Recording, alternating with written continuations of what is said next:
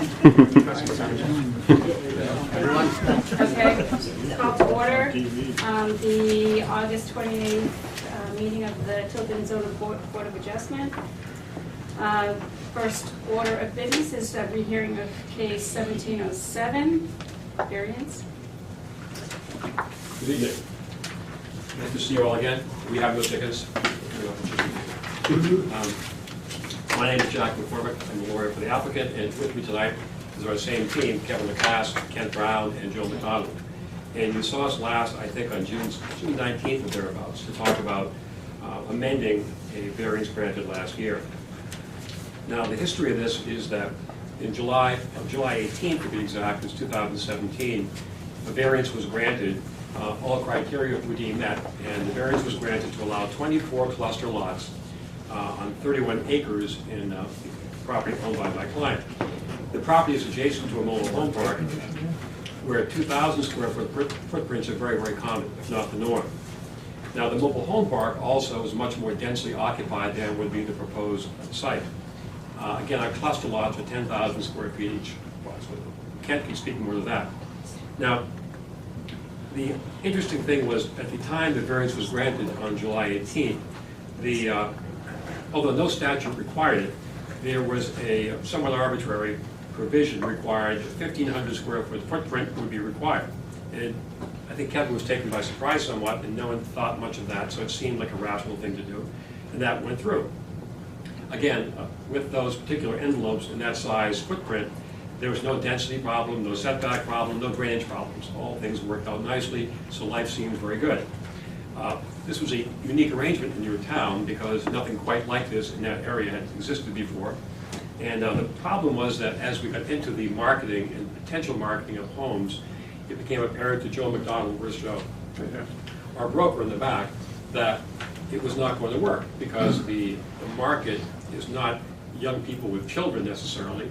It's retirees or people with disabilities who need a different layout. They need more things on the first floor. They need a bedroom, they need a larger kitchen, a two-car garage. The up and down nature of a 1,500 square foot footprint does not really work.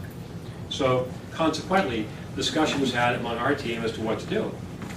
It seemed like a pretty simple thing to us. Well, basically, there's no change by increasing the footprint by 380 square feet. It allows all that to occur. It seemed like a very, very minor thing to us. Again, we're not reinventing the wheel. We're simply saying, look, it still fits. So basically, we had Kent do some plans for us, and he determined again that increasing the footprint by under 400 square feet, 380 actually, would have no effect on anything, drainage, nothing. And so we felt again, there was no reason not to proceed. Now, we felt that the criteria for variance were met before, not reinventing the wheel. Basically, there's no negative impact to occur to anyone by virtue of this. We felt that at that meeting, you may recall, it wasn't voted in favor, it wasn't denied, but rather a stalemate occurred. It was 2-2, it sat there. And we filed a motion to reconsider for rehearing, and that was granted by the board, thank you. And we again argue it's really illogical to consider that small increase to be anything other than exactly that, a small increase that cost the board in town nothing. There's no ordinance being violated. It cost the developer a lot because that's our market. So we felt that basically because there were no setback problems, no density issues, no drainage problems, no views being blocked, a very nice use, we felt it appropriate to go back again and ask the full board to think about this in the overall context of the value to the town and enforcing that 1,500 as against the harm to the developer. And developers have rights too. And this is a nice project with nice homes for nice people. So we ask you to think about that again. Now, to further buttress my argument, I have Kent Brown, who will speak to the physical aspects, and Joe McDonald as to the market. Joe, I'd like to step up and give us a little blurb on the market conditions. Yeah. Well, the reason for the change in design is basically the demographics, what people are looking for. They're looking for first floor masters and garages. With the footprint that he has, that would put us in Garrison's, you know, you would have 3 or 4 bedrooms, the demographic of the people would change. Okay? The Cape Ones and the ranches is the market what it is today. I just did 2 subdivisions, 90 homes, only 2 of them did not have first floor masters. So it's really just economics and market. Thank you. Kent, you care to speak to the site aspects of what we're talking about here? Sure, I did print out a couple of floor plans and elevations of a couple of houses that Kevin wants to start with, just to give you an idea that these aren't abnormally large in any way or extravagant in size. I was at that zoning meeting with Kevin the night the 1,500 square feet came up, and quite honestly, when that came up, what we were thinking about was that was the footprint of the building. And if you were looking at a colonial or something like that, that would mean, 2 floors, 3,000 square feet, or, closer to that. So that we weren't thinking to build houses anywhere near that big. So that's why it kind of went by us on the 1,500 square feet. So as Jack said, I did some work today on looking at the comment or questions come up by the board, does it fit, do these fit within the setbacks? And absolutely, there's no problem getting them on the lot. In fact, the minimum lot coverage requirement is 40%, and these are around 15–16% of the lot coverage. So they're really not in any way extravagant in size. It was just a technicality to get the ability to offer this in the market. If everyone came in and bought colonials, we probably, it wouldn't be the issue, but as the broker has pointed out, that this is the kind of design that people are looking for today, as, we're all growing a little bit older and don't want to go up and down the stairs necessarily. So. Hey, Kevin, what's saying? Yeah, the only thing I'd like to add, if I could, is... Who are you again, sir? Oh, I'm sorry. I'm Kevin Lacasse. I'm the developer for the Hi. project. What's your stand, Kevin? Sure.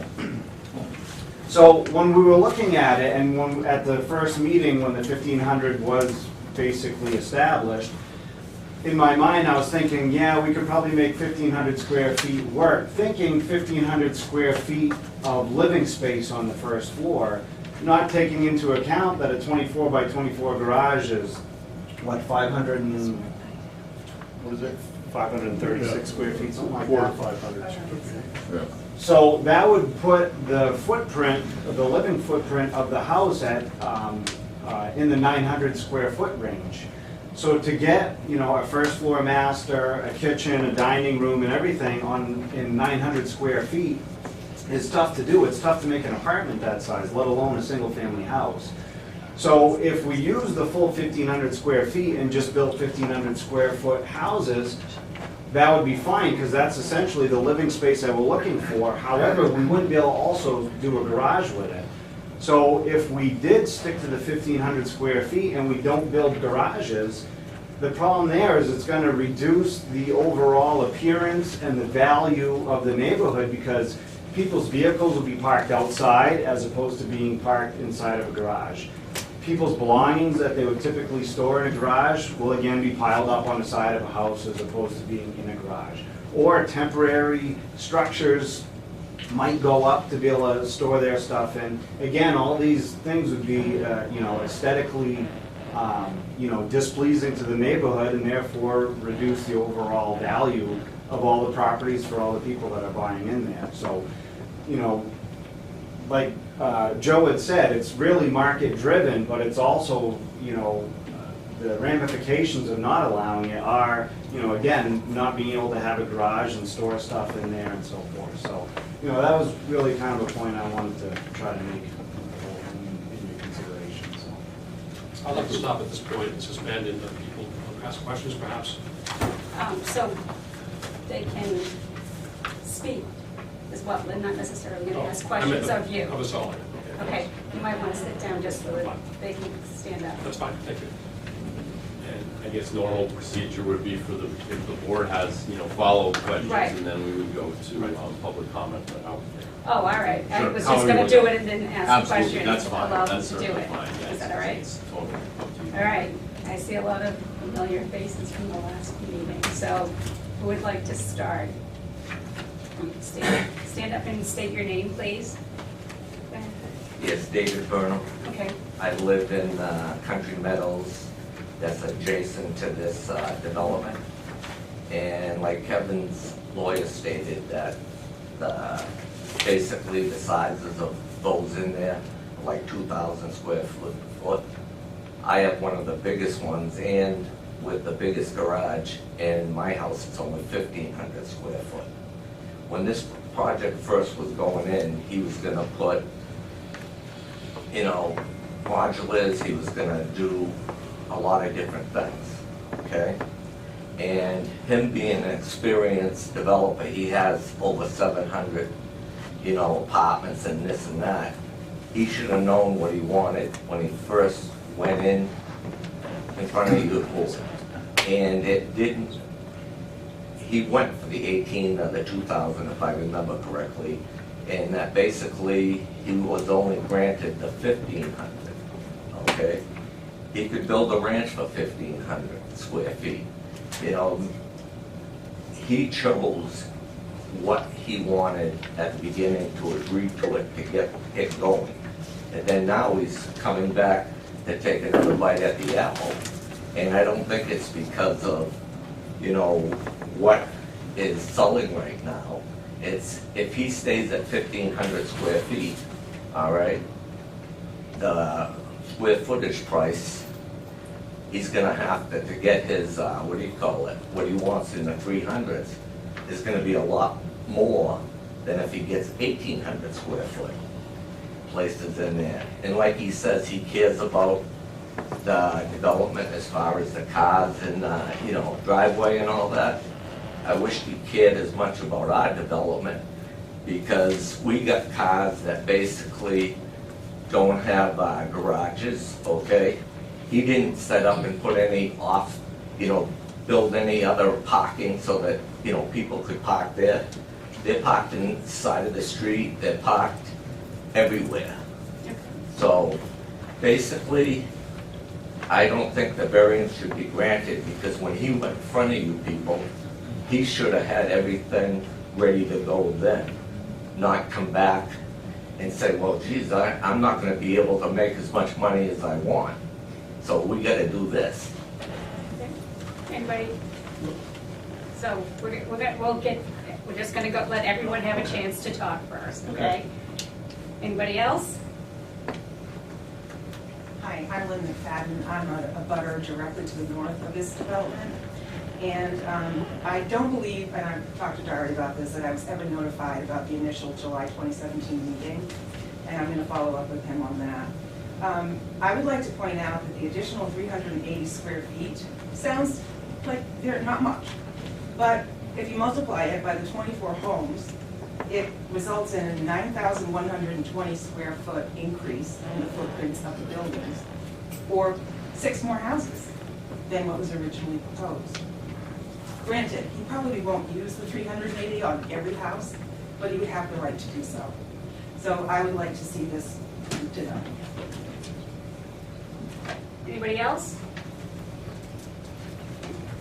Ben Wadley. I'm sorry, what was your question? Engineer. What was your first name? Ben Wadley. The engineer has said that water won't cause any bigger problems, but I'm still convinced that impermeable material is going to increase runoff at a faster rate. We, the family and myself, surround this thing on 2 sides. The water, most of the water comes on our property. There's a drainage problem there now. I don't know how it's going to get any better by making it worse. Thank you. Anybody else? Okay. Questions from the board? I guess I just want to make some points of clarification myself here. One of the, I can't remember his name, I apologize, made a comment about price per square foot. I'm pretty sure price per square foot is based on living space, so it wouldn't include any garage space. I want to make sure my understanding is right on that. I don't know whether you guys can answer that. Correct. So it doesn't mean you have, so when you base the price per square foot on a home, it's on living space. So you have a 5,000 square foot garage, that doesn't change the price per square foot of your home. Correct. Right. Okay, I want to make sure my understanding is correct. Any other questions? for Yes, I have a Okay. question. You got a variance to put 24 homes on that property Correct. as opposed to 11, right? Well, we were allowed to do, I forgot how many it was, mobile homes. 30. 30 mobile homes, so we could have expanded on the amount of mobile homes.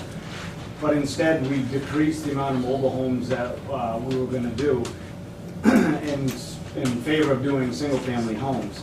And as a point of correction, Dave Burnham's footprint that he said, it's 2,244 square feet, not 1,500. And that is about the common size of the footprints of the homes in Country Meadows. So I Of the believe, actual, Of the home and the garage, because that's what we're discussing, is the footprint inclusive of the garage. Because 1,500 square feet, if that was exclusive of the garage, we could live with that. But when you include the garage in that footprint, that's where it, that's why we're asking for the amendment to the variance. do you have like supporting evidence that Yeah. one or the other? Or Okay. now it's, He says my house is 2,200, okay? My garage, okay, is 26 by 26. There's two other garages in there that I believe are 22 by 20, okay? And that is quite a big difference. And I did have problems with that because Kevin built what he said he was gonna build me, but then promised me so many, so much of land, and never did it and changed it over with the town. So, okay. I feel like- Joe had a question. Oh, no, you kind of answered my question. Okay. I was asking him, well, no, to follow up. You went from 11 to 24, and 24 apparently is too much for that property? No, If we're still. You could get 1,500 feet plus your two-car garage if you did 21? Well, the subdivision, it's all approved, the variance was approved for 24, so we're building 24 houses. We're not asking for any more or any less than what's approved. We're simply saying instead of, because the footprint of the house itself is gonna be somewhere in the 900 square foot range, plus the garage would bring it up to 1,500. The first square floor foot. of the house would be 900 feet, right? Correct. There's the second floor to these houses? The Cape has a couple bedrooms upstairs, but the main living area is on the first floor, and the ranch is So obviously. how many on the square single feet level. are upstairs? I don't remember the exact square footage. Like of the upstairs. 425, I believe. 425 upstairs on the second floor. I'm sorry, that's So- Tony, he works for me. So there's 900 feet downstairs and 425 upstairs? Correct. Oh, total Again, that's living, not 11. including garage. If you look on I understand print, that, but if there's 900 feet downstairs and you build a second story, I'm thinking that's only half as big as the downstairs. So I'm looking to see how that works out on the plan. I think there may be some sizes on those plans there is. for the first floor and second floor. square, oh, here we go, yeah, right Well, here. let's So have a plan this for one that is square footage. 1775. And the other one's, And the other one is. Look at the other side area. It's a different house, but of course, plans with That one says it. Right there at the 1775. bottom. Yeah, they all say 17. They all say 1775 on here. But the second floor is included in that number. yeah, Yeah. Okay. There's nothing on, I don't see one on this I one. think it's cut off on the scan. Oh, okay. There's 1,200. Yeah, so I mean, we're not trying to build McMansions, we're not trying to, build something extravagant. It's just, this is a floor plan that works really well, so if we're limited to 1,500 square feet, something has to get cut out of that. So if we keep essentially the same footprint, it cuts out a garage, and then people's cars are parked outside. Or if we shrink everything down, then, the garage is really small and tight, maybe a single garage, or the bedroom starts to get tight. I mean, we had it figured with a 5-foot wide hallway, so it has a turning radius for, somebody that has mobilization issues and is in a wheelchair. Turn radiuses in the bathroom would all be met, so it could be, compliant for somebody with some mobility challenges. And that's kind of the design that we went with, because that's what's in demand in the market. So by increasing the footprint, it meets all of the typical, so, when we look at something, it's usually the size is dictated by a couple of factors, the setbacks and the lot coverage. So, and the drainage and all that stuff. But we meet all that stuff even with this slight increase in the footprint. We still meet, the design meets all that from a drainage perspective, and then same thing from setback perspective and everything else. You say that there would be no other drainage issues if you put the road and all the paved driveways and the impermeable Yep. on there.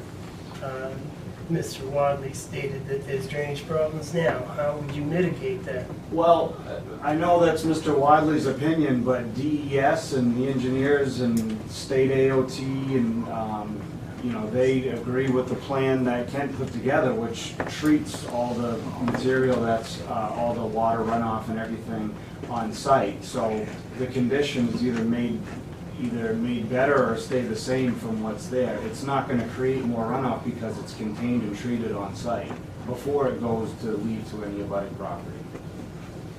According to DES. DES and all the permits and everything that we got, I mean, that's all handled by them. I mean, that's above my expertise I in dealt that, with but that. they look at all that, and that's taken into account with the larger footprint. If you guys have any questions? I do. I wasn't on the board Yeah. for the first hearing. Where did the 1,500 come from? So, I can explain that to you. So, when Mr. Lacasse came into for his variance,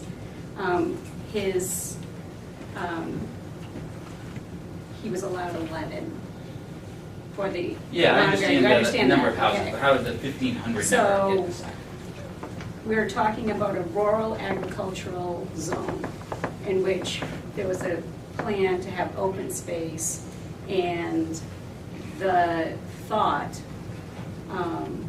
was that at that point in time, that what he was asking for was too much for single-family homes. And that I and one other person on the board at that time felt that in a rural agricultural zone, the density of homes would be too much. And it would detract from what the intention of the zoning was supposed to be. As a compromise, Mr. Lacasse had said, well, I could put in a mobile home park and put 30 in and, be more dense. And there was understanding, well, perhaps if you put smaller homes on the property, then we can move forward with this. And so it was 24, which was the request. And the restriction came as part of a desire to kind of mitigate some of the density problems as far as being in an agricultural zone. Yes. Addressing some comments were made before, there's no ordinance requiring 1,500 square feet. That's something which was a design issue We discussion. fully understand that. And planning is supposed to be flexible. I mean, I wish I and my developers and my friends had the foresight to do it right the first time always. The problem is, planning is supposed to be flexible. You're not seeking a variance, you're seeking to amend a condition of the variance. That's what we're here for. And a lot coverage is a whole lot less and could be on the lots. Basically, as Kent said, it's what, 15%? Yeah, 15, It's all it is. That's really minuscule compared to what could be there. So in the granular sense, I understand the concern, but in the overall scheme of things, it's a relatively small request, I think. Thanks. Go ahead. Something that's at least new information to me, probably presented, I just didn't remember it. Treating the water on site, the runoff and so forth. I'm assuming, and correct me if I'm wrong, that's some type of retention pond type of thing. That's the question. Yeah, that's my question. So it's being held, and then, because his concern is the condition of the runoff now and the method of treating Right. and how we go forward with the development so we don't make it worse and hopefully make it better. So treating it on site, could you talk more about that? So this is one of my favorite subjects to bore everybody half to death about. And I try not to get to the chase, but in 1976, that's how far back we're going to start there, the Clean Water Act was passed, and as part of that was the primary, phase one was point discharge, which is why all these small towns like Tilton and others had to start putting in sewage treatment plants, and factories couldn't dump into the rivers anymore, and things like that. This phase two is stormwater, so it's to address stormwater issues. We're always mandated to look at detention, so that no more water went off the site than existing goes off. So we have to do a very intense study to determine that. It gets reviewed by the town engineer, Steve Keach. It's reviewed by AOT, and they're very stringent about it. On top of that, in 2010, we've been mandated to not only address the amount of runoff that goes off, the quantity and volume, or the flow rate and the volume, but also to treat it. So we have gravel wetlands designed in this instance that are the latest and greatest method of treating the water. It creates an artificial wetland that allows both aerobic and anaerobic decay to occur in the field. There's 2 of those on site. And also the third thing that we're mandated, so we have detention, treatment, and then infiltration. So there's 3 infiltration basins on site to take stormwater and put it back in the ground so that we're not increasing the volume of water that goes off. We used to only be restricted on the cubic feet per second, the rate that went off. So that was what we were always mandated for. That's what detention bonds do, is they keep that rate to be less than the existing. Now we not only have to do less of a rate, but no increase in the volume. So we have to estimate what the volume is now and design things that keep that water on site. So even if we have impervious area, it doesn't mean that there's more volume going off. We're actually infiltrating it back into the ground. So this increase of square footage that we're talking about was recalculated in your reworking of the numbers, and that still is well within. That was within the limits of our original design. So that's one of the reasons it's limited to 1880. That's why we're asking for a specific amount, because that fits in the original design. Doesn't require any new design to be done on that. So the property right now is draining water off it. Yes. And what you're telling me is that there will be no more water coming off the property than is coming off right now. Right. Would there be less water? Perhaps. Yes, Right. slightly less. Yep. Because I don't know you. Very impressive presentation, and I don't know the guy at DES. I'm sure he's a very smart person. But I know Mr. Wadley. If he says there's a problem with drainage, I believe Mr. Wadley. I just do. Yeah. I know I've got people telling me, oh, it's no problem, but I understand. it's a problem. Yeah. And we have met with Mr. Wadley. We've talked to him. He's been at all of the meetings. Been part of the discussion from even before we put final plans together and submit them. So we've tried to take his concerns into account, and I believe we have, but he's not satisfied with those efforts. All right, thank you. The existing runoff problems, the design of, as I remember hearing, the new development will help improve, meaning the runoff issues that are existing will be incorporated into this system. Is that correct? Yes. is it should improve them, but we can't determine what they are. So we don't have evidence of a road flooding out or washouts over here or something that we can get our arms around fixing. We have a complaint, and we've listened to it and tried to understand it, but we don't have something, and in analyzing all of it, we've reduced the amount of water that's flowing in all the directions. There's 4 different directions it goes. Does the town require any kind of bond? Should a development cause problems with another, like, should this development cause problems with the other properties? Yes, there is a development. I don't know, so go ahead. Yes, oh, well, you should answer the question. She was looking at you. Well, I didn't know who to ask it. No, Whoever has the answer. He's Yeah. he's the good Does one. someone give me the answer? He's a good one to ask. There is a bond on this project. Okay, Yes, thank you, all okay. right. That was both entertaining and. And not I too wasn't bored in boring. the least. Yeah, I wasn't either. Very I didn't close. even yawn. Any other comments, questions from the, One other comment. Like he says that he's gonna do everything he can so that there's no runoff problems, okay? And I'm going back to Country Meadows because that's where we live, and I'll have to say, the runoff problems he had with the beaver dams and everything was real.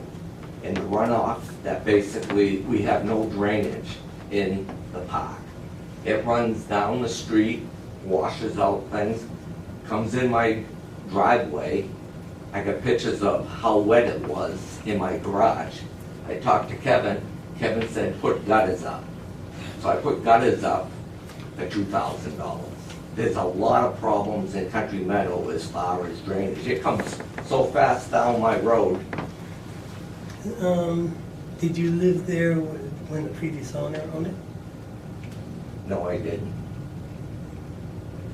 Okay. Yeah. The reason why I say is every garage Kevin built in that place, and there's 3 of them, okay? The one that was resold down the far end to the right, it's got a 22 by 22. That flooded ever since it was new. Kevin did nothing about it. The guy that bought it called up and said, Kevin, can you reshape anything? He told the guy, that's your problem. The other gentleman, which is Rick, he had flooding problems for probably 3 years. Kevin did address something with that I guess has helped it, all right? But my problem, what I was told, all right, what should be done is exactly what the guy did down the end that Kevin told he ain't gonna help him. He should have dug it in front of my garage and put like a drain, you know, put a grate so that water would divert out. He didn't. He basically said, your driveway, you're gonna get water in your garage. Well, I've had 6, 7 homes and I never had water in my garage. And I ain't saying a little bit, I'm saying a lot. okay. Any other questions from the board? Okay, I think we're gonna close it for comments, talk amongst ourselves. Okay, we have our list. You never got a list. Do you have a list? Oh, we absolutely have. The variance has been approved. Yeah, there's a different thing. It's we're talking different about. thing. Yeah. No, that's So, fine. you have a copy of the list, any of the criteria. No. I have one, and I'll share with it if Yeah, you'd right. like to We do share. this every week, and I ask every week. I can make photocopies right now. I know you can. Okay. Did you Okay. have one there? Initial Take one. comments? I don't see how this substantially changes the original intent. I still think it meets the intent of what the project was designed. He's not building huge houses, he's pretty reasonable, modest homes, basically just asking for the price on it. And I think we'd be kidding ourselves if whoever buys this house is to start from the back and asking for the time. I mean, that's hypothetical, I guess. So this is gonna be homeowners association. Town won't have, oh, sorry, no, didn't ask, can't ask. Even still, Yeah, I mean, even if it's one right, but I mean, they may or may not. Right. I just think it's crazy if people aren't gonna be. I got the one with the stains. The color stains. Okay. Okay, let's just kind of walk through the variance. We want the concrete. Did anybody else have any comments before we start? Okay. The variance will not be contrary to the public interest, and the spirit of ordinance is observed. One above. Kind of done. Can I just, we're not granting a variance here, correct? We've already granted a variance. So we It's still. 1,500 square feet. The variance is, we're not granting a variance. So we still have to go through the whole thing. Okay, I know it's painful and it's sorry, I'm just slow. trying to wrap my brain around Yes, this. all. yes. Variance will not be contrary to public interest.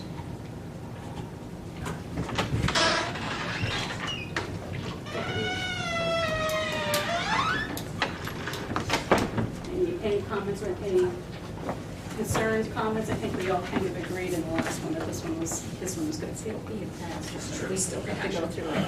Yeah, we still have to redash it. The spirit of the ordinance is observed. So the zoning ordinance, It's not a substantial change to the ordinance, the spirit that was originally granted, not building any more houses, not building any more lots, not significantly changing the style of house that he's asking for. I think the spirit's cool. The ordinance allows for 11 houses on that piece of property. yep. Houses. And I had problems with this one before. I'm an old-time Tilton guy, and quite frankly, cluster housing development does change the character of, I understand it's right near Country Meadows, Yeah. you know, and that's the reason that I voted for it last time, but I'm still somewhat uneasy with it. We have to ask for variance to put in the trailer park? So no, No, so Because No. it's zoned for that. it's zoned for that. But the idea was to try and maintain a rural nature in that area. Or he could do it, but you know whether it's cost effective to do that, I don't know. I just mean, to me, if it's So a rural, it- if a trailer it's- park isn't a rural, doesn't fit in a rural zone. So my own thoughts about that is that there was a trailer park in an agricultural zone. So that's why it So stayed. that's why it stayed. I mean, I don't know that that's true or not, but, I appreciate that. so single-family homes, I think it's at 3 acres, right, is required if you want to put a single-family home, and that's why the 11, because they have 33 acres. 5,000. Yeah, so. Anybody else with comments on the spirit of ordinances observed? I also have a problem. That was part of the problem I had with the original. 24 sounded better than 30 to me. Substantial justice is done. Any loss to the individual that is not outweighed by the gain to the general public is an injustice. Okay, I think we all agree that this one fit the criteria. Yeah, correct. This is like, the imposition imposed by him is greater than the imposition of the general public. Yeah. The values of the surrounding properties are not diminished. Certainly don't think that would be. Yeah, I just wonder if he's like just agreeing or just thinking, just reading. Well, actually, granting the variance would increase the surrounding properties, not necessarily the entire area, but certainly surrounding. The houses would be larger and they would come with garages, and so the values of those particular units would go up.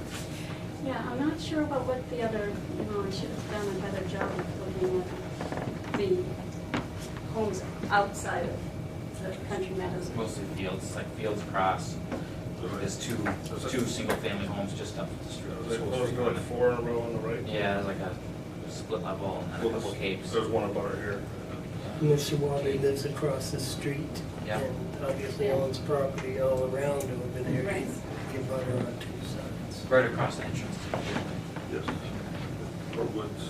Yeah. Woods in a field. So was there a question about this, or just that they would likely improve? Is that what your comment was? It says the value of surrounding properties are not diminished, so that the surrounding properties would increase. Okay. All right. Little enforcement of this provision of the ordinance would result in unnecessary hardship. This is the one that gets stuck on there, I think, in the last meeting.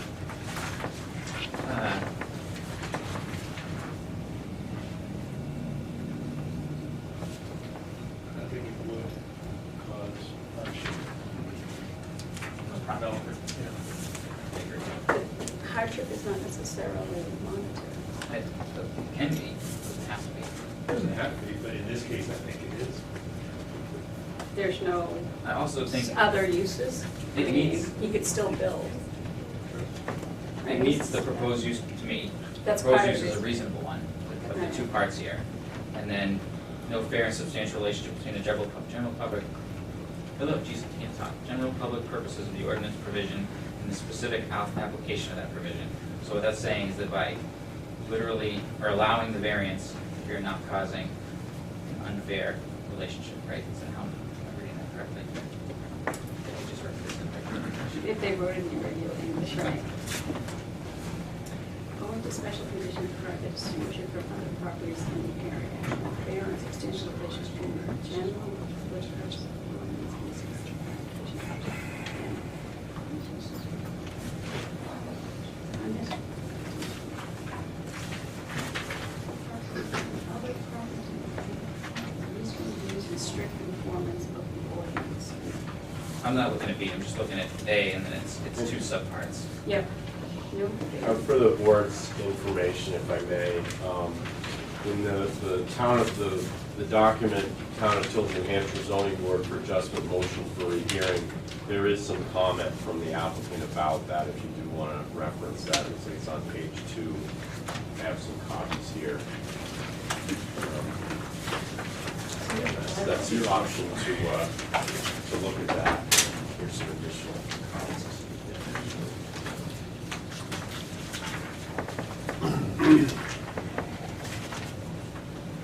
So you have copies?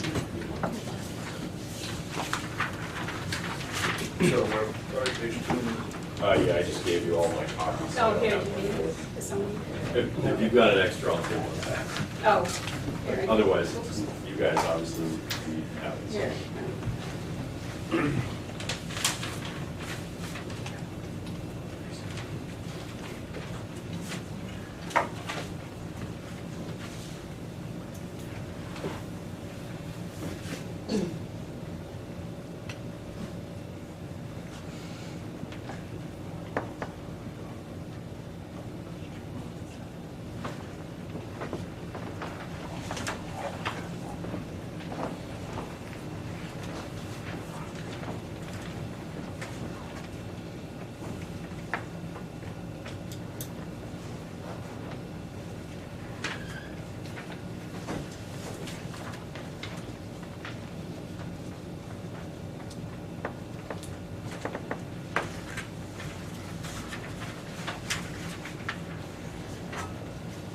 Do you want it back now? I got one. Oh, all right. Thanks.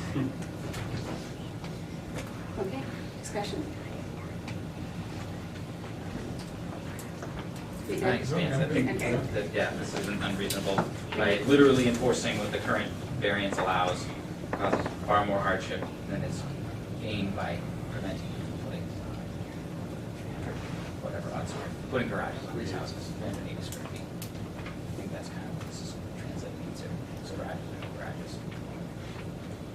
two-car garages and no Two-car garage. garage, right. Two-car garages and no garages. I mean, I don't know why we would limit somebody from developing a house. I mean, I Well, don't see how so- causing it to be one garage would change Right, so, over having two garages. That doesn't make any, I don't see that connection.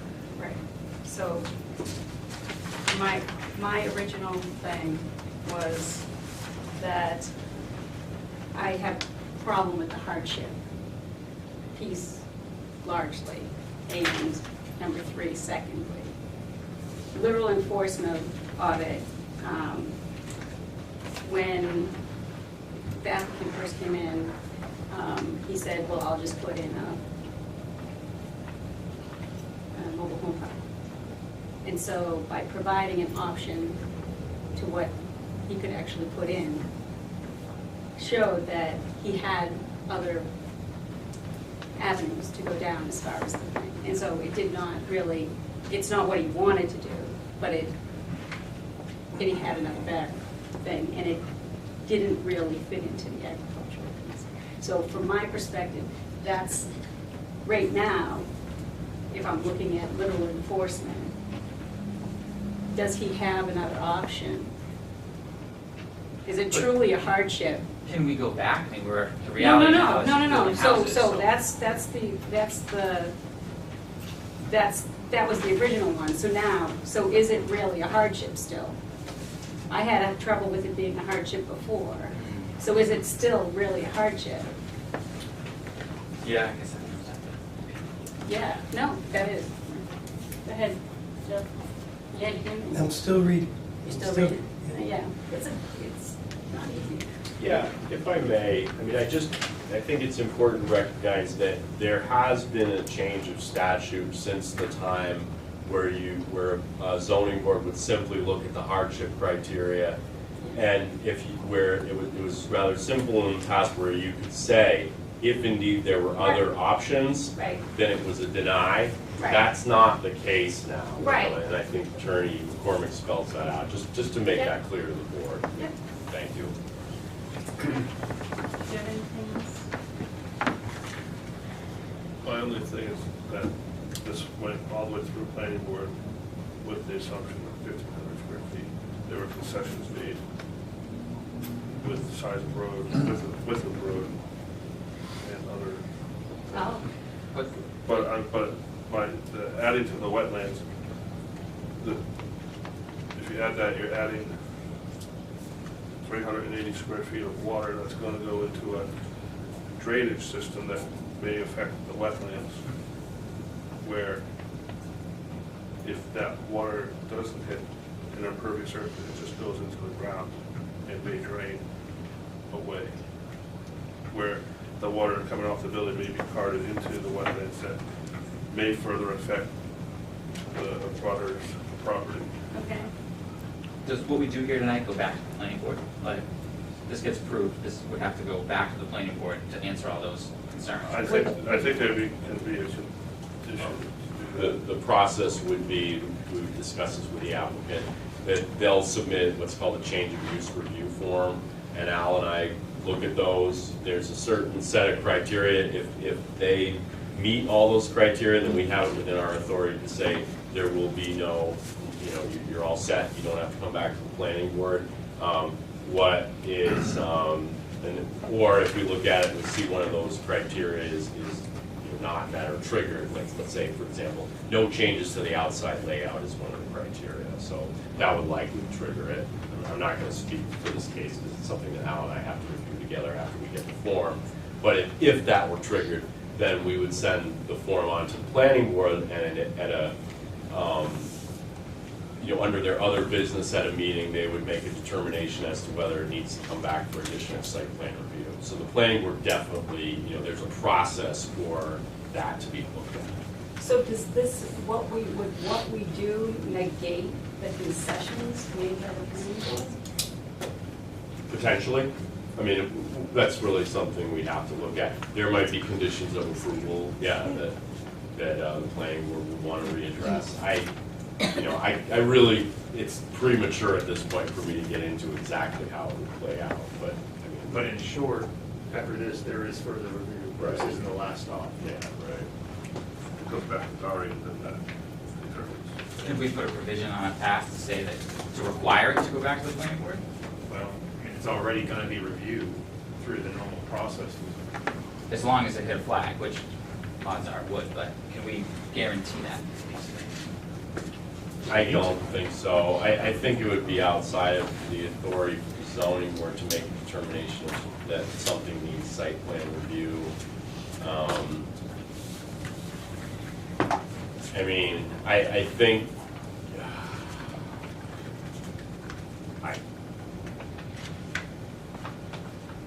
Can I ask a question?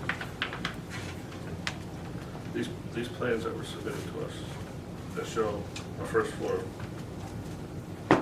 1,228 feet, I think that's what it says. Yeah. Does that include, are these the plans that they are planning to go on? So we received a packet from this.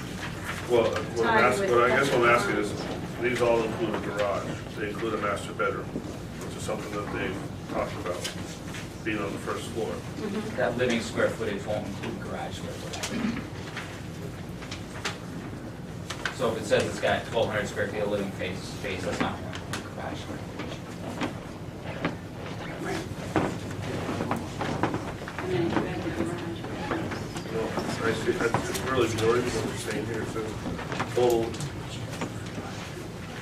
Does he have a clear copy of this, where it says total excludes unfinished?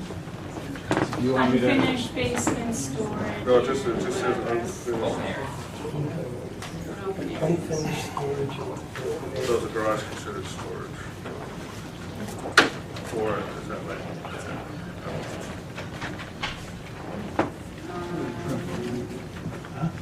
What is, What's your question? what's open area? Well, it says, all right, and this square footage calculator down here, where the first floor is 1,228 feet.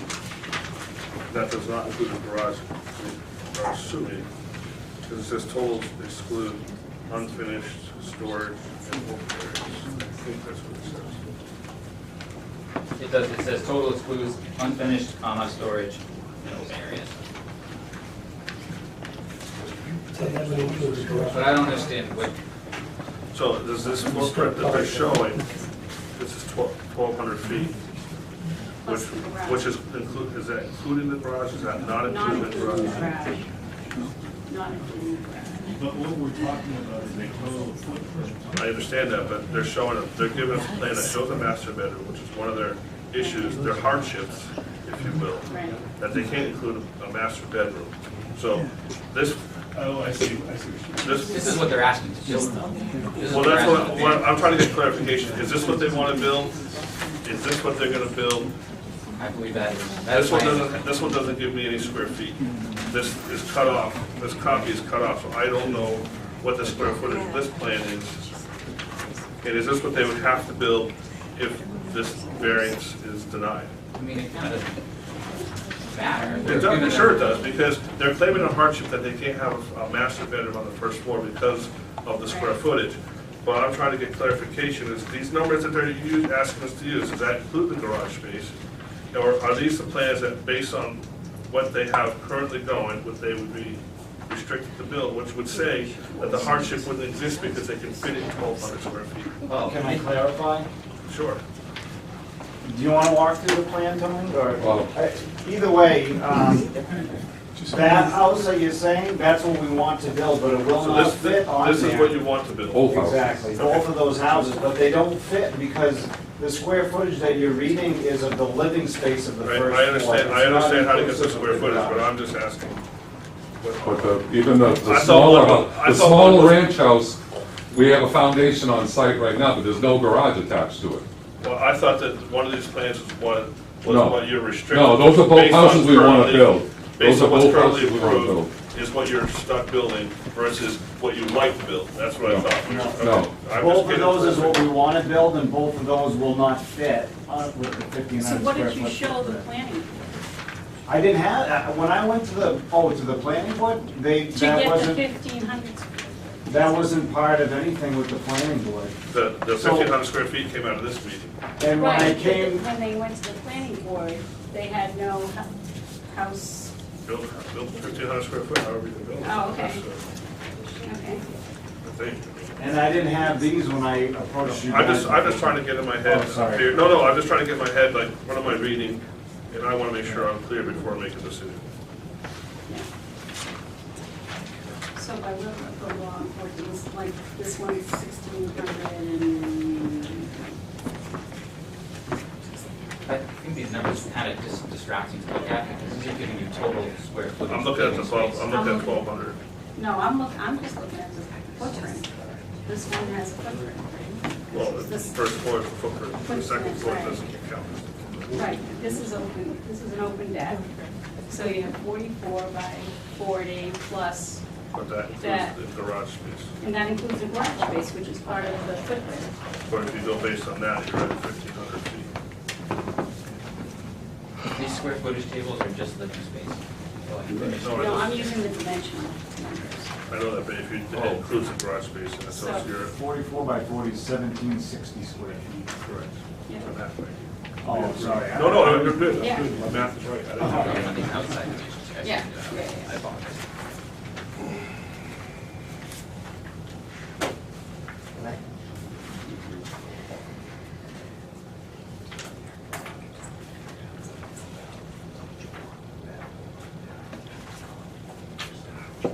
Okay, any other discussion?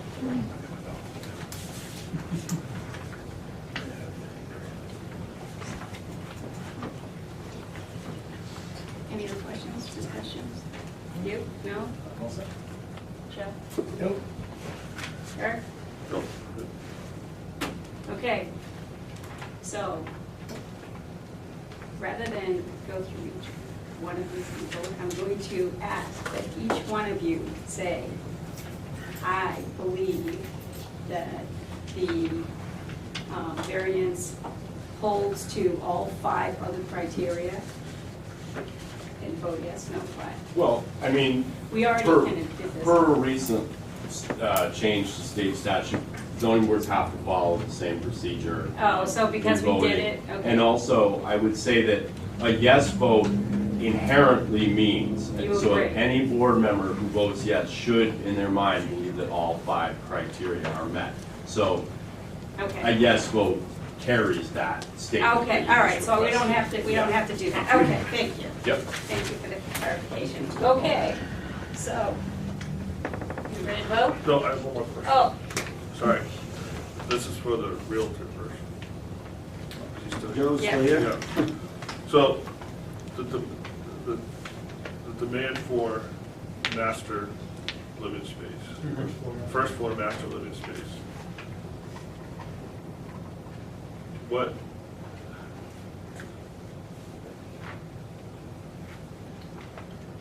How detrimental, how much of a hardship is that gonna be? Huge. If he doesn't, Hey, huge isn't, okay, the Golden Gate Bridge is huge. I mean, is it? Okay. so I'm The trying to point find being out. is, the demographics show, I gave you all a list of things. You have to build a house today, in today's market, up here in the Lakes region, if you want to sell it, first floor master, garage. This is what, the people are downsizing, that's what they're looking for.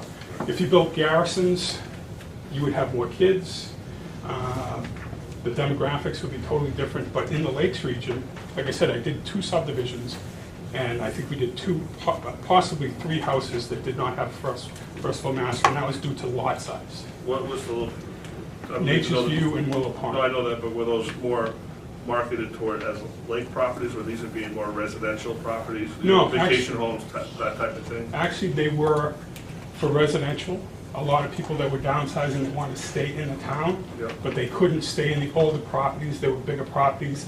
They were cluster subdivisions, so you had big lawns and you had to take care of a lot of stuff. So the demographics in the market's just, I mean, you see, it's an aging thing. It's an aging thing, I Right, get that. and the first floor masters is absolutely essential. No, I need to process this all in my head before okay, do you need a moment? I do, but I'm okay. Good. You sure? Yes, ma'am. Okay.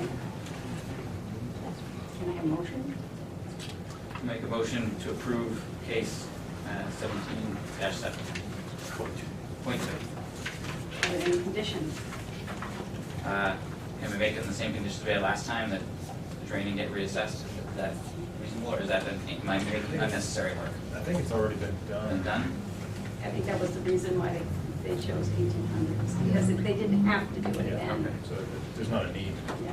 Then, no, Okay. no, Okay. no asterisks. Do we have a second? My second? Okay. All in favor? All right. Aye. All opposed? Aye. Nay. So 3 in favor, 2 opposed, is that correct? All right. Let the record show. Thank you all very much. Same numbers as before. All right. Let's move Yeah, out. can we take just a minute or two for Yeah. folks to resituate? Yep, thank you. Sorry. So I looked at it. So this was the The guy that used to own Country Meadows, it was a horror show. He's improved it. He's improved it. I know that for a He fact. has improved his road, but I don't like water projects. Oh, no, I get that, I get that. Hey, Jules, how you doing? Okay, you been out in the sun? Yeah, it is warm. I'm just, Yeah. hey, hopefully it's like. How you doing, Ben? Thank you. We'll get out of the way. Yes, almost.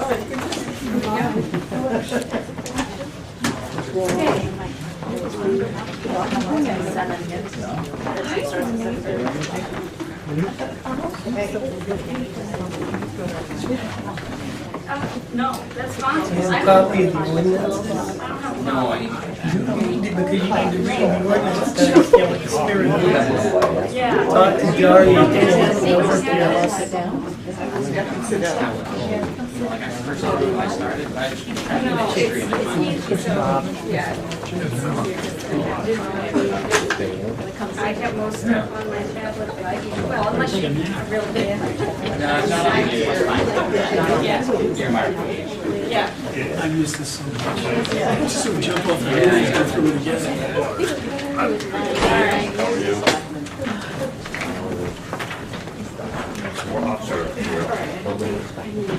Okay. And for me, it's all about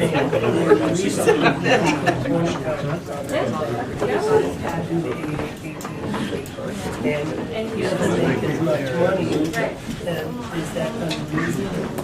Because the spirit of the ordinance was able to make 11,000. Have all attendees had an opportunity to sign in? I want to make sure it captures the minutes. Have you had a chance? Yes. I didn't sign it. Oh, that's fine. Yeah. Trailers are property. These are not spaces. These people buy their own, they own their own things.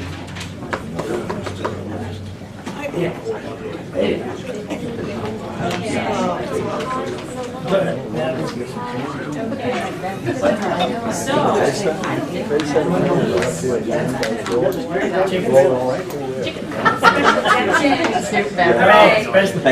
right, come to order, please. Oh, I guess we got. All right, so this one is a special exemption. I am going to read the bylaw for special exemptions, and then we'll get into it, just so we're all on the same page. A special exemption seeks permission to do something that the zoning ordinance permits only under certain special circumstances. For example, a retail store over 5,000 square feet is permitted in the zone so long as certain parking, drainage, and design criteria are met. In the case of a request for a special exemption, the ZBA may not vary or waive any of the requirements set forth in the ordinance, and the applicant has the burden of presenting sufficient evidence to support a favorable finding on each requirement. So, we have our requirements in front of our front of us, and an application from Jonathan Matau. All right, you're up. Thank you. My name is Jonathan Matteau, and I have chickens. Well, me and my family have chickens. We have 28 hens, 2 bantams, and 1 duck. When we moved to the property approximately 2 years ago, there was already the door on the side of the shed, pre-existing shed, so they had chickens. So we assumed it was okay to get chickens. We got the chickens in March 2016. And at that time, I built them a park run area that was fenced in to keep other animals out. And so they're not pestering any neighbors or anything by being free range or anything like that. It seemed to be going well. Everything was good. I got a letter in the mail saying that it was not a designated area. And it shows that the beginning of Caleb Hill Road, I believe, is agricultural, and we are medium density.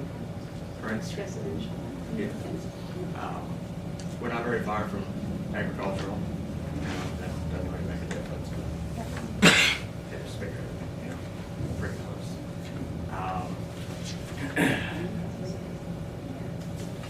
I have 3 sons.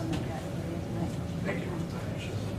I have 3 sons that are into Cub Scouts, and they're not in 4-H yet. We're waiting until they get a little bit older to learn all the 4-H and get them going in this. And they were a big part of the reasons why I got chickens. I grew up with chickens off and on, and it was a good experience to teach me responsibility and to care for other items and to reap the rewards of farm fresh eggs, which we all enjoy. The whole family eats a lot of. The boys, they enjoy going out every day and helping with the chickens and cleaning the coop. They don't enjoy it that much, but collecting the eggs. My youngest is 2 years old, and it's very hard to keep him from not going in the chicken coop. When we go in there, he's always excited to get the eggs, play with the chickens. We raised them from they were about 2 days old when we got them, so they were held probably every day since then. Not so much anymore because my 2-year-old, they don't like to be held by them too much anymore because I'll fly away. But he tries to. They're just bigger. Yeah, they're very friendly. We try to keep everything down to a minimum, that we don't keep a light on at night. They're pretty self-sufficient. They go out when they want to go out, they come back in when they want to come back in. They have food and water, there's sufficient amount of space, and it's an 8x12 shed. I did some research, and before I even got them, they said, 1 to 3 square feet per chicken. And when we have 20 chickens, there's sufficient amount of room for them, but not too much room as to have issues during the winter, because they do like to huddle and keep themselves warm during the winter, if not many issues. There's sufficient ventilation too. We have windows, and they have their door to the park, so there's a good cross breeze that comes through. Keeps it cool in there, keeps it warm during the winter, everything's good. I would like to put a tarp fully covering the park area, because I know a couple weeks ago we had about a week and a half worth of rain. It got a little soupy in the park area, going in and out. It got that pretty dirty, so I'd like to cover that eventually, so it doesn't get so soupy in there. But the major reason why we have the chickens is for my boys, just the experience of getting them used to farming and agricultural and everything like that. We go to the Hopkinton Fair every year. We're outdoors people. If we had more land, we'd probably like to get more animals, but chickens are good for now. We have our own garden. We repurposed the compost and the manure and everything from them. We have a compost pile up in the corner. I drew in the diagram of the property. There's a little compost pile, maybe 2 feet by 2 feet in the corner of the property. It's mixed with pine needles, leaves, grass clippings, all kinds of other biodegradable things that we reuse in the garden. I can't put the manure directly into the garden. It's a high-end nitrates, too high. Nitrogen. Nitrogen, yeah. It would just destroy the garden. So I let it sit in the compost for about a year, and then I can use it for the garden. You know, that's another thing that me and my kids do. We grow tomatoes. This year we've got jalapenos, bell peppers, squash on there. I'm hoping that this doesn't, you know, cause any conflict with anybody or any abutting properties, but if it does, I'm more than willing to discuss it. You know, just put it all out on the table, see if we can't come up with some kind of solution. Because I would really appreciate to keep my chickens, not only for my sake, but for my family's sake. I think it's a good learning experience for my children. You know. I think they thrive in this situation versus all kind of electronics that kids are using nowadays. I want to steer them away from that a little bit. That's it. Okay. Do you have any questions? Anybody have any questions for him right now? Or should we take, all right, all right, take comments from the, if you have comments from the audience, please make sure you can come forward and state your name. Robert Partridge. Do you have the zoning law for this property? Can you just stand over here because you're right in front of the, you need it, you need this, so people can say, yeah, that's good. You don't have to get behind them, just. And hold me up. Okay. Do you have the zoning law for this lot and the location of it, and what the requirements are for setbacks for animals? In that, I think maybe we could read that for us, and we kind of get an idea of what we have to do. According to the table of dimensional values in the back of the zone, let's see, setbacks. 20 front, 20 rear, 20 side. Okay. And that's, Is that you? I'll just mention, just to be clear, in residential settings, the code enforcement officer does have authority to allow for some active structures or, you know, things, if you will, in the side and rear setbacks. Okay. You know, it sounds like the shed was existing in the past, so the fact that there may be, you know, some piece within the 20 feet does not automatically mean there's a zoning violation in this case. It may, but it doesn't automatically.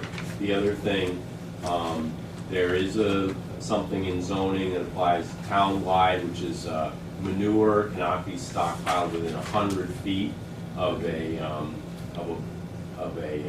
another boundary. Yeah, right. Thank you. And I think, you know, there's a question maybe that the board has to say is placing manure into a compost pile the same as stockpiling manure? You know, that may be something that has to be addressed. If it is, then, you know, that can't happen within 100 feet of the property line. And potentially the applicant would have to come up with a solution. In the past, folks have had trailers where they would stockpile manure and temporarily with a tarp and then take it away. Okay. Is there, again, state your name, please. My name is Kelly Allen. I'm one of the abutters. Actually, I live directly behind their house. So one of the laws that I found was obnoxious use. And it says, in summary, emissions of odor, dust, dangerous to the comfort, peace, enjoyment, health, or safety of the community or lending to its disturbance or annoyance. The smell is so horrendous, we cannot even leave our windows open. We usually have get-togethers every weekend.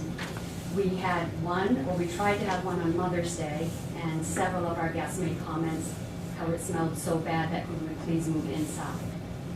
So we have not been able to, my kids actually gag when they go outside if it's especially hot or the wind is blowing just the right way. So that's one of my issues. Chicken manure also has possible diseases. It does not mean you will get these, but they are possible. You can get E. coli, salmonella, bird flu, listeria, histoplasmosis, which is dust from the poop, which actually gets into your lung, and a couple of these can be fatal. The listeria bacteria that lives in soil, animal poop, water, dust. is especially life-threatening to those people who have autoimmune systems that are compromised. My son has 3 autoimmune illnesses. So the spores can become airborne. Also, if you do not clean a pen or coop properly, which could be anywhere from daily to weekly, depending on the amount of chickens you have, from my research that I've done, you can become infested with mites, lice, flies, rats, and other rodents. So my husband, for work, has to do measurements. So he went out. Our property line is basically the stone wall that separates our 2 houses, and the property line is in the middle of the stone wall. I've seen them clean the coop twice. At one point, it was just a pull along behind a mower that they left there for months, and then came to the stone wall approximately 5 to 10 feet away, under some bushes so it was hidden from the road, and dumped it there. So it's a pretty good stockpile of manure, which we noticed the smell increased for us at that point. I don't know, I obviously don't have a camera out there if they've added anything to that pile. And 0.4 acres, which is approximately 21,000 square feet, does not seem agricultural to me. As well as in my research, per chicken, they should have a minimum of 4 square feet for each chicken in a coop. I don't deny anyone to have anything. I think it's great if their kids want to learn. Unless they go out in the middle of the night, I have never seen the kids outside. Okay. He's on the fire, yes, all right. 11.4.4, there is no valid objections from the butters based on the demonstrable fact. We were never asked. Our past neighbors came over, they talked to us, they asked us if we minded, how many you're gonna have, you know, and they kept it clean. There was never a smell, never an issue. The next one, no nuances or hazard is involved.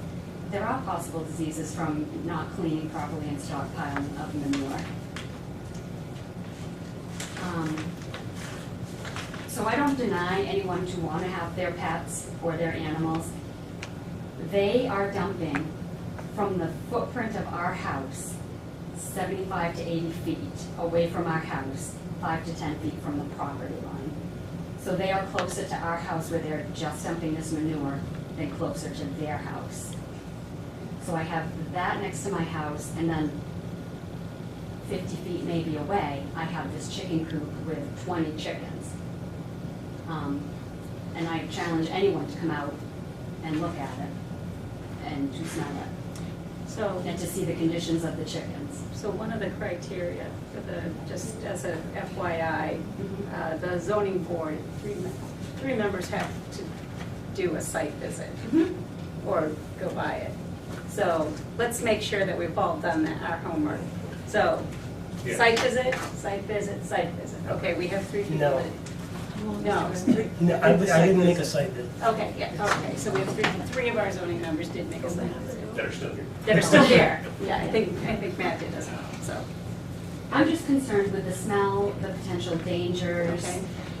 Like I said, I don't care if you have a camel farm, as long as you clean it and I can have my kids safely go outside and play and not have to keep windows shut and be affected by it. Okay. It's been a nuisance.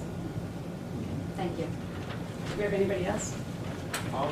I'm sorry, I just want to make, we did, obviously, Mr. Billman had to leave. It's customary for the zoning board to provide the applicant an opportunity to continue if there aren't 5 members. I think in this case, there's already been enough testimony to reveal that there are some serious concerns from the neighbors. And I think for that reason, the applicant does not have a special exception to allow for the use that's taking place. So if you did want, we could continue this meeting to next month. given that you're not gonna have a full 5 members to potentially get the 3 votes you need. But if you do that, I think the code enforcement officer and I would have to require that you remove the chickens, at least temporarily until that hearing went through, given what we're hearing right now. So it's your option. You can go forward tonight or you can continue, but the chickens, I think, we'd likely have to address some of the issues that have been brought forward thus far. I mean, like I said, I'm willing to go through with whatever we can do to keep the chickens. Right. Okay. So I mean, if we can come to some kind of compromise, that'd be great. I know where I'm not gonna. I can't get rid of the chickens. I mean, I guess it's, sure, I understand that. It's more, I guess it's a more direct question of, or more nuanced, honed in question of do you want to continue this hearing tonight with only 4 zoning board members at the table? You need 3 votes, 3 yays, let's say, 3 affirmative votes for a motion to carry. But again, we would likely. Either way. What's that? So this is negative either way because he. Generally, yeah, it's considered, this I mean, I suppose, if you knew how he was gonna vote, Yeah. then you could see it as either a negative or a positive. Whereas you don't know he's gonna vote, yeah, it's potentially negative, but also, I mean, we, as a matter of process, we offer this to applicants. It's probably more common that applicants say, no, I'd like to go forward tonight, but that is your decision. But again, I expect, it's the code enforcement officer who I would want to include in this decision, but I would expect we would require that you do something with the chickens temporarily until you secure the special exception. So I could see how for you, you have to weigh, do I want to wait for a full board? Meaning that I have to temporarily relocate the chickens, or do I want to go ahead tonight? Hopefully I get my 3 votes and I don't have to do anything to relocate. But you should also tell him that if he goes ahead tonight and he does not get it, right, he has to remove the chickens. You have to remove the chickens, right. There's really, I mean, other than the existing appeal processes, there's no second bite at the apple. So if you want to think that over for a second, it's obviously your decision whether you want to continue tonight or not. And then there was a comment she was about ready to make. I guess I would leave it up to the zoning board if you want to, based on his decision, let's say he says he wants to continue, you could still accept comment from people because Mr. Gilman will be able to look at the record, watch the video. So that all these people who have turned out with the expectation to be able to speak tonight, I think we could still allow for that. Okay. Either way, but he Because may decide he wants to go forward tonight. Right. From my perspective, if you're listening and you haven't spoken to these people yet about the chickens, it's good to hear what their problems are. Because if you ever, but like I said, it doesn't necessarily mean you're going to get anything resolved today. Yeah, I mean, So- originally I was surprised when I got the letter because I was hoping if there was any issue, people would came directly to me, where we are neighbors and I have no problem talking. if you And guys- we did ask before we got the chicken, and I believe the exact statement was, oh yeah, lots of people had chickens, we love chickens, it's fun. First of all, I would never say I love chickens, I'm not an animal Well, okay, person. maybe not love chickens, but. All right, yeah, so let's keep it thing, like, so you were about to speak, so why don't we let the people that came to speak. But Allow them. wait. They can think for a little while. Okay, that makes sense. They can think, we'll You think that- let them speak and then they can decide. Okay. And if you want to kind of move someplace to talk amongst yourselves, that's fine too, otherwise just sit. My name is Barbara.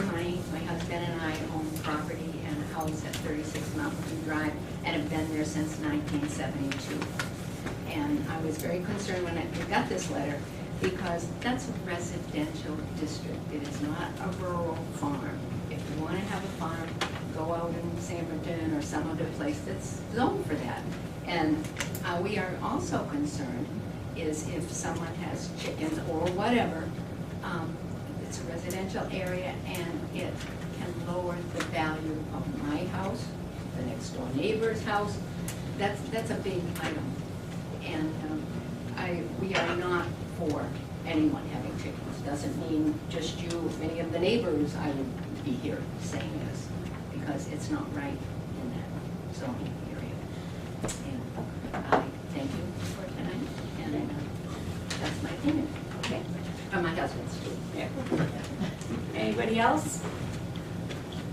Hi, What's your my name is name? Betty Brown. My one question is, Kelly was saying there's a certain requirement of space or footage from one house to the next, where the chicken coop can be or the compost. Is he got enough room in his yard, period, to put another place? You know, because he's very close to the neighbor on his right-hand side. Touches border with her. And then the house next to them, there isn't much room either, and then he's on the road. I think what she's saying is there's not 100 feet. There's not from 100 any- feet on either way of moving that chicken coop. So there's two different distances that we're talking about. One is structures to the property line. Right. That was 20 feet. Right. And as Dari mentioned, that there can be some flexibility with that when we're talking about structures to the property line. And that would be the coop, the chicken run area, the fenced area for the chickens. The other dimension that we're talking about is 100 feet from any property line with a stockpile of manure. And then the question is, and this is again what Guy brought up, is this a stockpile or not? And I think that's, if it is a stockpile, then we're dealing with 100 feet. If it is not a stockpile, then that 100 foot doesn't apply. So there's a compost that his, Right. so there is a valid Is that- compost Right. piles, right? Right. Yeah, it's just a pile. Right, but compost is actually something that needs to be managed. Yeah, it Because it can become anaerobic. So the management of waste needs to be managed, but the manure pile, I think, is specific to manure. I mean, I get the horse and cow vibe but I just from wanna that. go back to your question. Does that answer? Because that was your question. Well, I about the guess my distances. question, what I was confused on, what is the difference between a manure pile and a compost pile, okay? And what is the borderline, A okay? compost pile doesn't necessarily include any manure. A manure pile includes lots of manure. That's your Okay. difference. So that's why I was confused. I mean, the property of where their house is set, in my mind, there is no room to allow for that, I guess, to have it. That was the question. So, if this is deemed or decided as, and I don't know if that has been decided. Right. Right, It is a maybe we have compost to pile. just. Okay. So that hasn't been decided to my knowledge. When was the last time you were out? Yesterday. I was up this So you morning. saw the pile along the stone wall under the trees? Yes. I did not. Now, most people don't compost under trees. No. I have You need this- compost, I've composted forever. Right. Our fruits, our vegetables, coffee grinds. So the knowledge of how to do, I understand how to do a compost pile. It's a management process in itself. You need greens, you Exactly. need browns. Yeah. It includes manure, it may not include manure. It's generally not under a tree, it's generally in a sunny place so that it breaks down faster. Right. Okay, so we are, just for, but if the applicant has made an effort to integrate the brown materials and that you could say he was attempting to create a compost pile, maybe not as effectively as he should have. I think we're dealing with a couple different things here. Right. The discussion of is it a compost pile or is it a stockpile that is a very valid discussion and needs to be Right. had, it sounds like in this case, but it hasn't been done. Right. I think at this point, we're talking about chicken, special exception. But how, and this is a question for Dari, the decision of, or the discussion of, is it a compost pile, is it a stockpile? How do we do that So I think. to fit within this structure of the meeting? I mean, you could table it for the moment, because you have your 6 special exception criteria. Right. And, you know, assuming after public comment is received and assuming the applicant wishes to go forward, you'll go through those, and you may find, you know, your decision is sort of being made as you go. However, if I think you could all, and let's say you get to the point where, you know, everything else has sort of been resolved and that's the last piece, then I guess my 2 cents would be that you'd have a discussion about, you know, the effects, you know, the sensations that are being experienced. And so, to me, a compost pile should have almost no odor. A properly managed compost pile should have almost no odor. So if there's a pile sitting somewhere that's emanating odor, I would tend to call that a stockpile of manure as opposed to a compost pile. Whereas if there's a pile that, you know, has proper moisture levels, proper oxygen levels, such that there's no odor, I think that's fine to call that a compost pile and allow for management with, you know, closer than 100 feet to the border. You know, obviously what we're hearing is there is an odor problem. I'm very flexible when it comes to this. If that poses to be any kind of an issue, I'll get rid of it. I mean, I'll throw it in a trailer and I'll bring it to a transfer station or bring it to another farm or something, or bring it to a farm. That's obviously more land than I do. That's not an issue.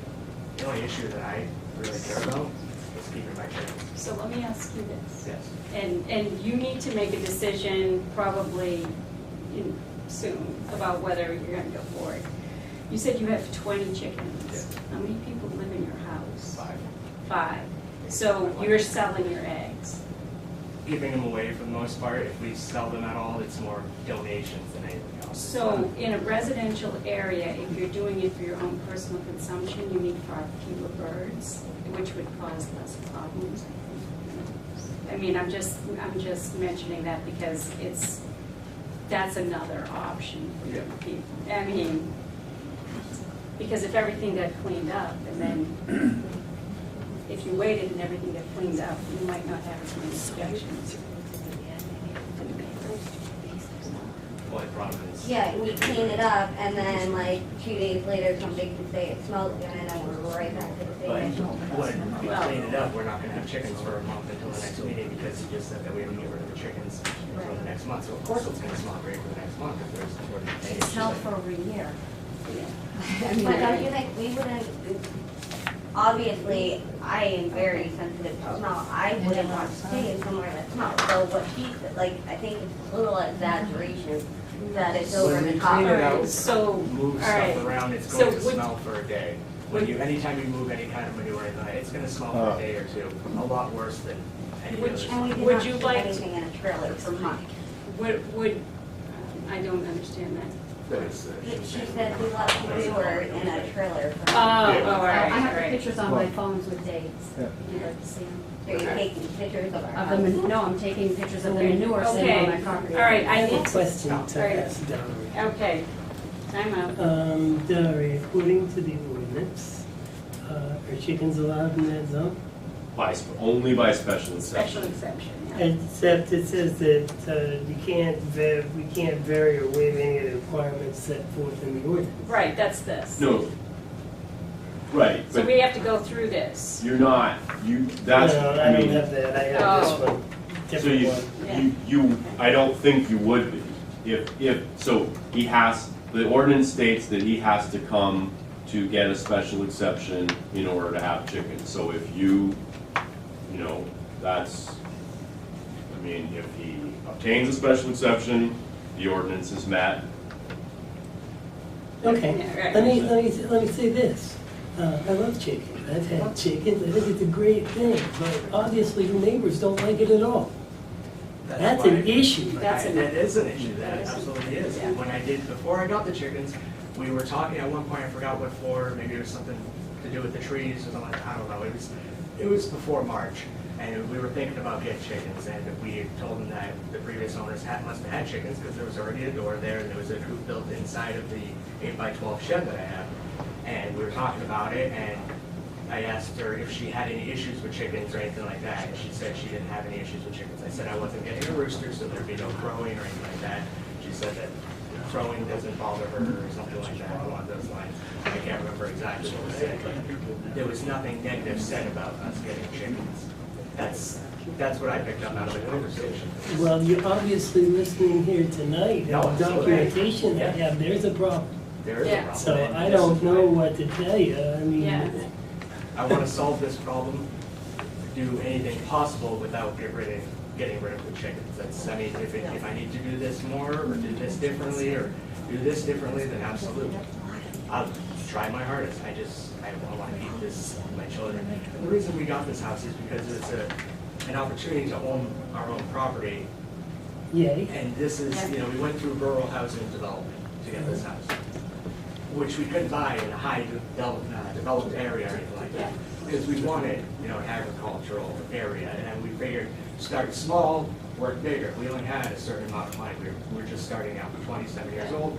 This is all a learning experience for me, and I just want to do good by my family and teach them good values. And So glad you came down, but how do I vote yes when everybody around you says no, and it's not specifically allowed by the ordinance? It's actually not allowed by the ordinance.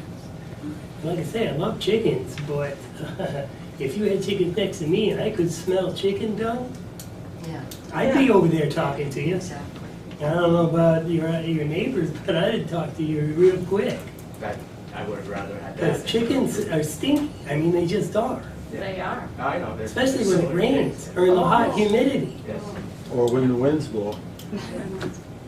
It's just, Even when the wind isn't blowing, chickens are stinky animals. Yeah. I love the All right. eggs. So but- how do you say, so do they decide I now? think there may be more public comment. I'm Oh, not is there sure. any other Yeah. public comment? Go ahead. I Your don't- name? Yes, my name's Jane Piper. I don't abut them, but I live on Mountain View Drive. One of the abutters couldn't be here tonight. She's an elderly woman and doesn't drive, and she submitted a letter. Mhm. And one of her concerns was the inventory that's currently on the property and how it's managed versus them having all these chickens there. It seems to get worse and worse, and it's going to depreciate her value if she needs to sell. along with the rest of us. Yeah, and that's her main concern. So she's concerned because of the cars and Yeah, stuff. she in the feels gar- that they need to address the inventory that's currently all around their house, and then before they look at having to plant, all the chickens. They feel there's an issue even before the chickens. And it just keeps adding and adding, and now she is at an age where she's probably going to need to sell in a few years. And this is going to depreciate the value of her home, that inventory plus 22 chickens. All right, so we're not here to discuss the inventory. Yeah. No, but that is an issue that has been building, and now this. So So. where's it gonna stop? Yeah, well, we can't address that, all right? Maybe Darren knows how to address. Well, I guess Well, if you would say if there's Yeah. inventory. We've obviously, been in contact with neighbors about some of the other complaints, but I think you're right, tonight's the night for addressing By this. all means, if anybody has any issues or wants to talk about anything, please come over. I'm outside a lot, working on stuff, so stop by. I'm not.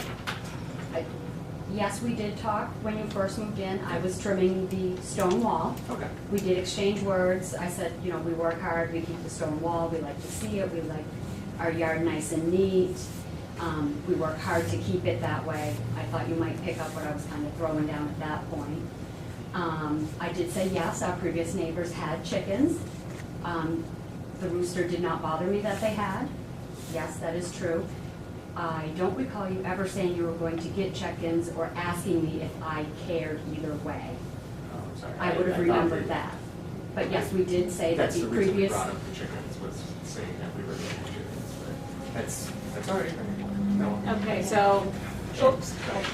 Barbara Money again. Yep. I forgot to say this before, but when he was giving his speech at the beginning, talking about chickens for his sons and the other animals, what I'm afraid of is if you okay the chickens, what's gonna happen next year? Is it gonna be a pig or a cow? No.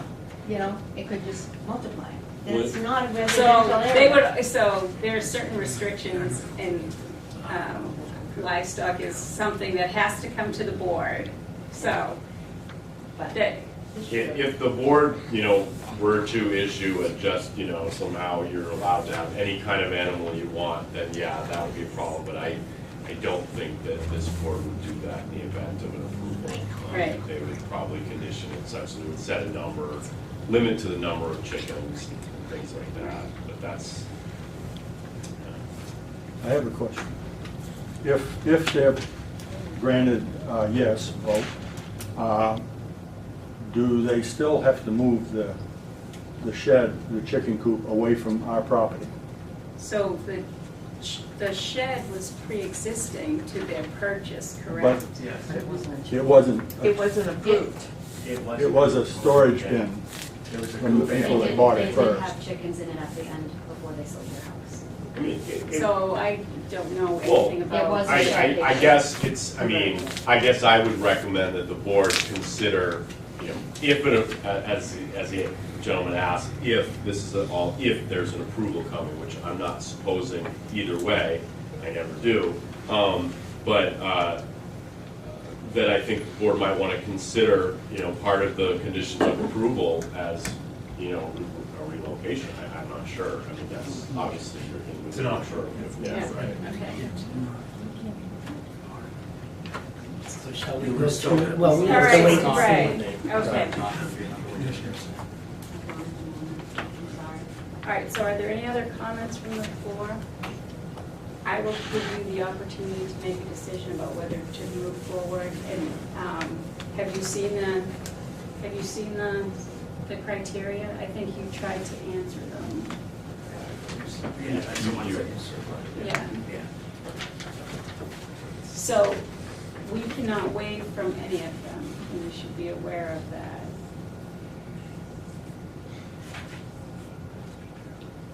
And it's right I mean, the answers that I filled out pretty much answer there. all.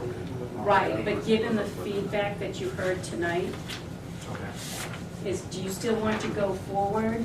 Because if you are not granted it tonight, you are never gonna get it. Right? Right. Isn't that true? Right. Okay. I mean, obviously, we have to make everyone aware of what the appeal processes that exist, but. Right. But you wouldn't be able to come back and say, can we hear this again? Just as a matter of taking it. The major issue that I foresee is you guys don't like the smell and everything like that. The smell is horrible, Okay. and it's not occasionally, it is pretty much a constant. I know we're on the opposite side of the coop, so I mean, maybe there is, a possibility the wind blows more on your side versus our side or something like that. And I have to be an advocate for my children Oh, absolutely. and for my child that has And I'll just, as a illnesses. matter of procedure, Yeah. all comments should be Right. directed to the Right. board, yeah. So at this point, I think we need to make a decision. I understand that we have heard a lot of feedback from the abutters and the neighbors, and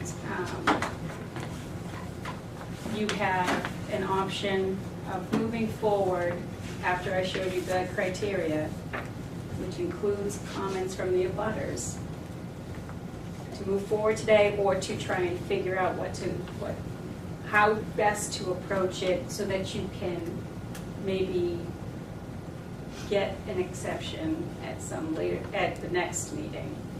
Because there's many things that you can work with. Yeah, I mean, my bigger thing is, like I was trying to say, was that I see the issues that are coming forward and everything like that, and I want to solve them. I would like to keep the chickens, and I want to make everybody happy. I know it's almost an impossible task to make everybody happy, but I'd like to try, at least, you know. I want to, I'm sorry. Go ahead. I'm sorry. No, that's all right. You- like I said, you know, it's I believe it's good for my family, okay? And this is why I want to keep the chickens. And like you said, you know, we advocate for your child and everything like that. So, I mean, I'd like to be for my kids too, just so they can, you know, be around this kind of thing. Not the negative, but, you know, the positive, the fresh eggs and the responsibility and everything like that, you know? And I've seen better character in them versus when we didn't have chickens, they didn't have the responsibility. But I want no issues with it. I don't want the neighbors to be upset for it. I don't want if it smells on their side, I want to fix it. I'll clean it every day if I have to. I mean, I'm willing to do whatever it takes, and that's why. You know, So the unfortunate thing is the board can't. Yeah, I know you. We can't. You can't decide based on what I say. You gotta decide based on what I know. And that, I mean, at this point, that's the only way I can really do that is if I take the extension and maybe talk with the abutting properties, the concerned people, and see if we can't work something out so the next meeting it'll be better. But there is something with code enforcement you're gonna have to deal with as well, just so you are aware. Okay, so you're gonna take an extension and try and work it and come back next month. So it would be September 18th at 6 p.m. would be the next meeting if there's if there's going to be a motion to continue. Okay. And I would mention in maybe the motion that at the request of the applicant. Okay, so this is. Do I have to be able to move the chicken? What's going on with that? We can talk about that tomorrow. We'll, you know, come to a decision that addresses the concerns in the neighborhood. And you know, soon we're expecting that they be gone as soon as possible. Be temporarily relocated as soon as possible. Okay, so can I have a motion to continue this special exemption? Make a motion to continue case 1806 to our next meeting, which is September 18th. Do I have a second? Second. All in favor? Yes. Aye. Okay, so. Thank you guys for your time. We love chicken. We love chicken.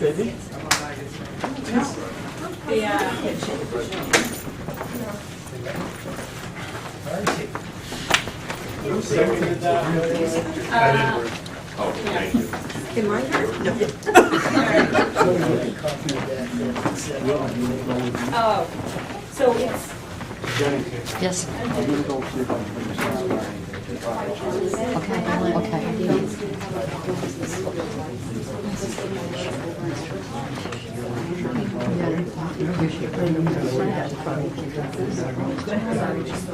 Hey, see you guys. All right, so is there anything?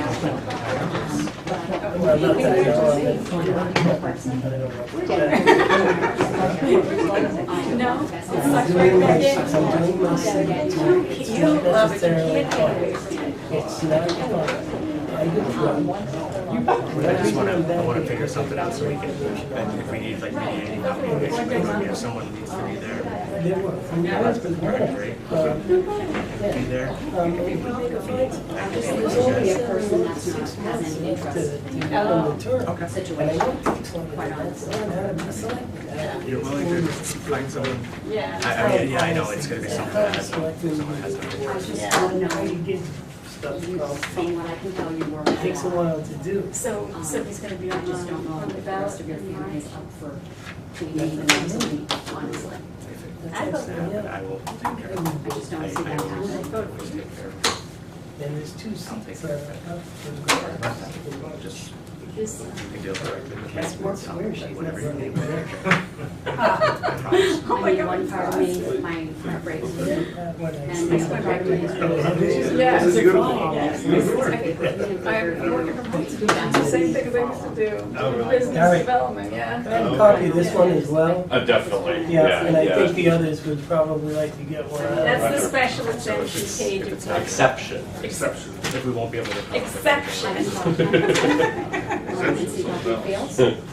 Sorry. What copy? All right. Still Do you my want last to take my name. number down either way? I think I would feel better having someone else, like if I could get in touch with Dari Sure. and say, Yeah, that's could we meet? Yeah, I yeah. just don't want to do anything. Yep, no, I think that Someone makes that sense, doesn't yeah. have- I mean, I think, you know, you have to What admit was there. going on? Oh, okay. It was 2-2 last time, it was 2-2. No, it should have been 3-1. No, you, whatever. It would have been 3-1. You know, I know. That's fine. We can go 3. That's fine with me. yeah. As long as you're okay with it. Absolutely, I would yeah. have to talk to my husband. Yeah. And like I said, I have to be an don't- advocate for my children. That place up there is a good thing. All in all. Honestly, I So- just, I don't see anything changing. My problem was, I was picked by it, I and really, they just clear cut. I don't think. Yeah, And it does look like And a that's just my honest When it opinion. first, That's fine.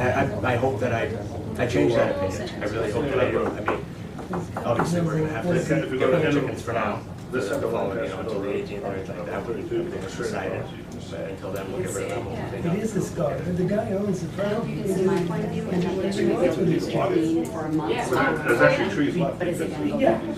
Habits are habits. I know, and all it takes is one call. Yeah, no, I was from just- you I just to went- cause it, you know, cause the ball rolling again, Oh so my I'm God. not gonna. But I shouldn't have Yeah, to but be. then It is that's something that I I can, don't at wanna- this point, you I don't don't know know what time I go to college, I have 3 kids. Yeah, yeah, blame me, I know. I don't want to Yeah, have to police I them. didn't- I I didn't had like trouble it. with it, I had trouble with So, let's have a conversation, you guys can Yeah, the use me unnecessary. as sort of a Yeah. how, You could go to I'll be here in the office the rest of the week, so. This week honestly is not good. And that's, you know, we don't have Just to need have to a get my, conversation, it's the that's. first week back to school. Yeah, I mean, that's totally your option, you don't have to participate. It's like that chicken, I can't have chicken to make it. I'll talk to my husband. Yeah, okay. Alright. Yeah, okay, They're good. the same, Thank you not very the much. same zone, but the same. Apparently my niece lives with me and Nanny's graduated with your son. Oh, yeah. Yeah, No, no, you can't. Oh, yeah, okay. Yeah, we just, And it's a great. Robbie just started at Georgetown University, yeah, we just got back last night, or yesterday, actually, yeah. Do you like it? Oh, yeah, so far, yeah. Yeah, so do you go to Interlinks, or? I graduated. I went to. Right. Oh, your name is Emily? Yeah. Oh, okay, okay, yeah. I think you went to my dad, Mark. Yeah, I know you. I'm sorry, I didn't recognize you. I think you've grown a little since I last saw you. Yeah, I'm sure you have. Yeah, yeah. Oh, okay. Cool. Yep, yep. We just dropped him off. So, yeah. I'll have to tell him I saw you. Yeah. Yeah, and how's your dad doing? He's good. Yeah. Good. I see him running all the time. Yeah, he retired from state police. Oh, okay. Yep. Yeah. Good to see you. Good to see you. So I'll get back to you at some point. Okay. All right. Good. Thank you. I haven't seen it. I know it's past your bedtime. Thanks for coming, guys. I'm sure they enjoyed. Oh yeah, it was interesting, wasn't it? No, not at all. The first one was very interesting. Yeah. My husband's a hydrogeologist, so I wasn't sure where they were going Yeah, with the wetlands thing. Oh yeah. So, yeah, there is a recommendation. it was interesting. Where'd Bubba and Grammy go? 'Cause they're my ride. Thank you, have a good night, guys. Oh, They are fine. sorry about No, that's all right. Joe wants to copy. Oh, sure. Still like the coffee. Yeah, absolutely. He doesn't want the whole That's in thing. my book, right? That's in our book. Yeah, that's. My book is in the car, so. Yeah, yeah. Are we adjourned or you have? We're adjourned. Yeah. Oh, yeah, I mean, sorry. I didn't know if it made it on the camera, but if Yeah. I mean, okay. I would like to make a motion to adjourn. Second. All in favor? Go with your feet. Okay. Hey, wait, I can't, because he took my page, so we can. Yeah, Copy yeah. it. So what are we at here? 7:52. 52-3. All right, and I will make. Did something just break? No, Okay. I go to Lowe's and look at the doors. you gotta go to Lowe's, say hi to my husband. Now, they've got high-end chicken coops in there that are really Works in 10 hours. nice. really nice. I mean, I don't know what it looks like. Judy Tilton, how you doing? So, You just what's up? slumming, you had nothing better to do? I need to talk to Al, He's walking back to us, on the house, yeah. The decision was Yeah. temporarily already? No, we didn't, And exactly trouble when he with- was doing it. And So trouble with the unnecessary hardship. he was working on something, get out from his birthday. Dari won't let him give up. We made accommodations for Okay. That's Well, that's what I thought. I mean, he could put 11 higher-end houses in there, and maybe or maybe not, make the same amount of money. That's fine, I mean, I can't, you know, He could put 20 in there and get his 1880. But no, he wants to maximize his profit, and God bless America. I understand that, and I'm good with that, but I grew up in this town, and that's part of changing the complexion of the town. obviously, you know. And I understand he can have So, you know. trailer park. Yeah. But, I think goats are part of it. Well, I mean, I guess the I question, grew up in I this area. that is not a statute that we can come back next Oh, month. shit. Well, that's Michael's Park, that's the one I saw. I was born in Laconia, raised up on Steel Hill in Singleton, and came down to Tilton in 1967. Right. I thought, to the high school when As an they formed example, the some school of the district. lower. Oh, yeah. I thought Tilton Northfield was Tilton Northfield High School. I thought it was all one place. Thought it was one place for like 3 months. I guess, you know, some might say the medium residential district is not. Oh, God, yes. Oh, yeah. No, you gotta go to the pines. Wait, you saw there's a different council. Look, I Well, they come here to register their love car. chickens, like Joe, and I love chickens too. I These don't people have who live in Northfield, so it's not out of the, realm of people. We're there, they seem to be acting on the. At least for them. Yeah. So we can talk tomorrow, about time Especially with frames, fire but, versus, I find that they have residential structures. And they need to start putting the fights residential structure. That's all right, I'm here because I'm We waiting. have stuff that accommodates makes it 20. Once the district also needs it, there are some people over there that I cannot.